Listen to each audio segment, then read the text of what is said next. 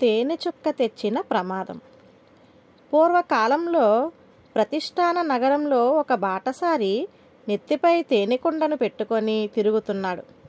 అతడు పరధ్యానంలో ఉండగా పట్టు తప్పి ఆ కుండ నేలపై పడింది. వెంటనే తేనె చుక్కను తాగడానికి ఒక తేనెటీగ వచ్చింది. దాన్ని మింగడానికి ఒక సాలీడు దాపురించింది. సాలీడుని కబలించడానికి బల్లి అక్కడ సిద్ధమైంది.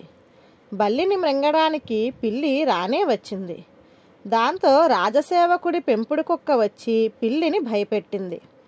ఆ దాపులనున్న వర్తకుడి పెంపుడు పిల్లే ఆ పిల్లి. ఒకవేళ తన పెంపుడు పిల్లిని కాపాడుకునేందుకు వర్తకుడు తన పెంపుడు కుక్కను చంపితే అతని తల నరకడం కోసం రాజసేవకుడు కత్తినెత్తాడు. ఇంతలో సాలీడు తేనెటీగను మింగేసింది. తరువాత బల్లి సాలీడును తినేసింది. పిల్లి బల్లిని గుటకాయ స్వాహ అంది. కుక్క పిల్లి గొంతు కొరికింది.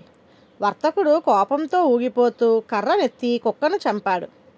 అది చూసి రాజసేవకుడు ఉగ్రుడైపోయి కత్తినెత్తి వర్తకుడిని యమపురికి పంపించాడు.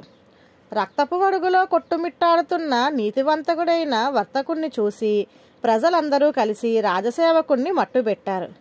ప్రజలకింత పొగరా అని రాజు కల్లెర్ర చేసి ప్రజలపైకి సైన్యాన్ని పంపబోయాడు.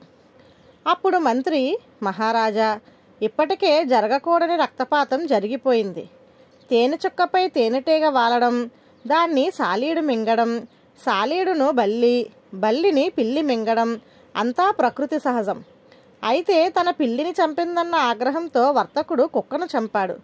తన కుక్కను చంపాడన్న కోపం కొద్దీ తమ సేవకుడు వర్తకుడిని వధించాడు.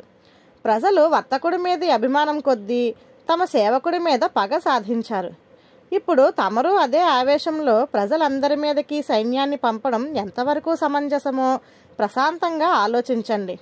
ఇంగిత జ్ఞానాన్ని కోల్పోయి మితిమీరిన ఆగ్రహావేశాలే అన్ని అరిష్టాలకు మూలం అన్న సంగతి తమకు తెలియంది కాదు అన్నాడు. రాజుకు మంత్రి మాటల్లోని విఘ్నత అర్థమైంది. దాంతో జరగనున్న మరింత వినాశం ఆగిపోయింది. ధన్యవాదాలు.